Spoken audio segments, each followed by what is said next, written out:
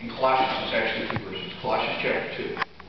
It says this: He, meaning Christ, has taken our certificate of debt, consisting of decrees which was against us and hostile to us, and He's taken it out of the way, having nailed it to the cross. In the early Roman government, what they would do is they would take a piece of parchment or a board, and it was called a certificate of debt. And after you, let's say Bill Crawford stealing chocolate cookies, they would write your crime on the board. And they put you in the jail cell around a piece of parchment. And after you had served your time in prison, they would stamp it with the Roman seal. They would write the Greek word tetelestai across it, which means it is finished. And then you would take your certificate of debt, you'd roll it up and stick it in your toga or whatever you wore in those days.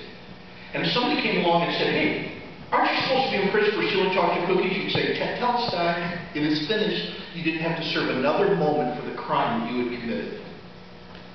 Colossians 2:16-17, He, Christ, has taken our certificate of debt. And we see the passion of Christ. Remember when they put Christ on the cross, they put a certificate of debt over His head. You know what it said?